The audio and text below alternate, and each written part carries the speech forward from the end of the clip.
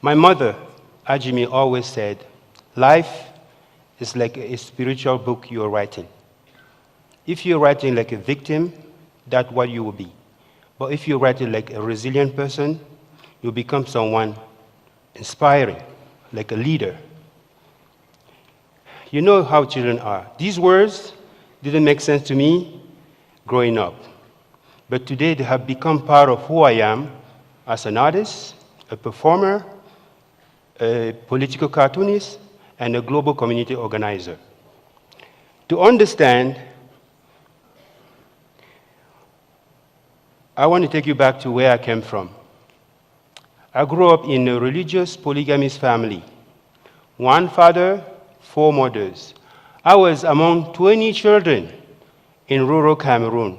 Yes, in rural Cameroon, parents are very busy all night. So, at the age of 6, I took a charcoal to draw a person on the wall of my house. My father told me it's forbidden to draw people. Why? Because in our religion, to create the first human being, God drew that person.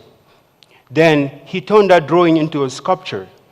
Then he animated the sculpture. That's how we became people. Really? Okay.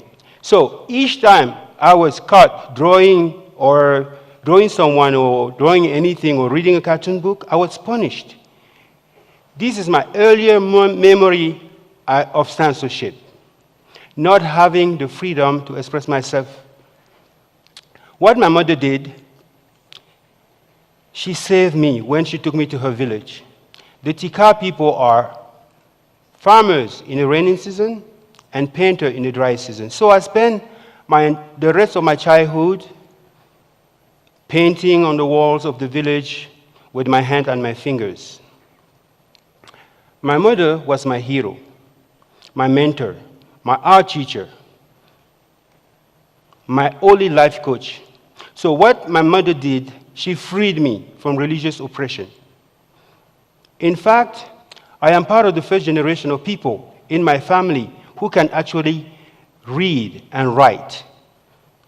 So one day, during my time with my mother, she asked me, what do you want to do when you grow up? I said, well, I wanted to be an artist. Then she said, well, my son, you can be anything you want to be. So, in 1990s, 60% of Cameroon population was illiterate. Using my artistic skill with other emerging artists, we started the first culture of the 9 art in the country, a project that provides news in the form of cartoons and comics and graphic novel so that people can access education and information. It was an amazing project, very successful. My government created a censorship law and banned cartoon and information. We grew a culture of resistance against government censorship during that time. And I was persecuted for my role in that movement. I was in prison. I was tortured. Eventually, I moved to France, where I spent 10 years in exile. In Paris, I was very depressed because I live in a society where even though people didn't know each other, they didn't talk to each other. And my PTSD from my experience in prison became more severe. I needed new ways to cope with my trauma, my sadness. One day, I remember that my tribal people used body painting as ritual prayers in their ceremonies. This is how I started using my body as a canvas to heal the wound of torture. Body painting became therapy for my depression. As a child, I was also introduced to the idea that if you want to understand the world, you only have to look at the 5 fingers of your hand. They are all diverse together. So the world is within us. So that's why, on one hand, I paint dots. Each dot represents an element of life, a person or living companion. And on the other hand, I paint stripes, circle lines. They symbolize connection and vibration between people, like what is happening between you and I now. During this process, I gained confidence to keep creating and living as a free mind, because art has become a friend, a mother, a bridge, a refuge, and also the power. For me, power is not only when you have a lot of money, or when you have a gun in your hand, or when you can make laws to marginalize other people. I believe in power of love, power to create, power to organize, power to transform. In fact, art has become my source of power to impact the world.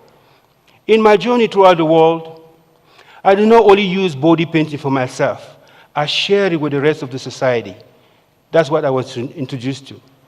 So I have traveled and performed and exhibit and taught my philosophy called the urban way all over the globe.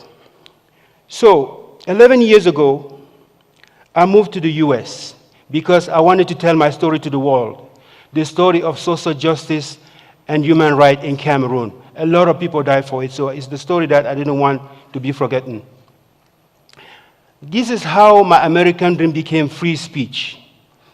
And in 2009, I got a gift. I won the John Mitchell Fellowship to be an artist in residence in Santa Fe. Since then, I was going just for 3 months, but I never left. So New Mexico became my refuge for free speech. It's the place where I can be myself.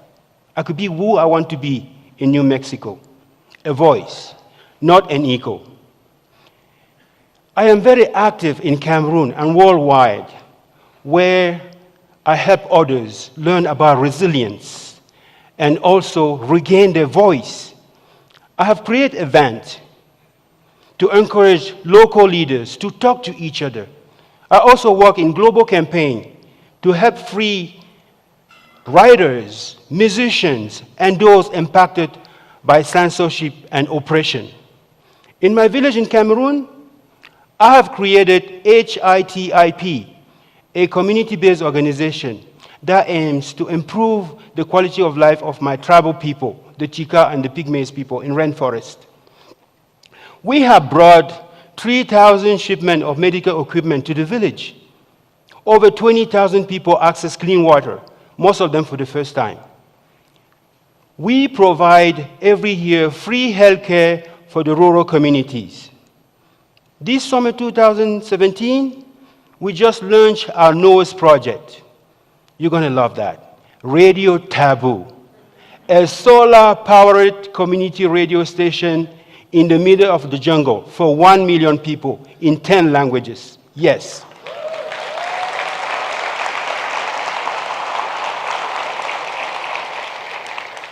And this project provides many with the first interaction with radio technology and also non-government generated news.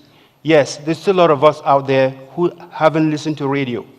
And this project also provides access to learning and the wider world. So, from a person who has faced religious, state, political persecution, I must tell you that whatever challenges you're facing, it's going to be up to you to pass beyond it and grow. Because when we grow resilience, we become stronger and confident to embrace others, other people, other culture, without denying who we are. Remember, life is not a goal that you achieve. In fact, life is a journey along the way with fun. Of course, life is fun. And also encounter obstacles. I recommend that you keep moving. Be better today than you were yesterday, and greater tomorrow than you are today. Now, you have the choice to write the spiritual book of your life as a resilient person. Thank you.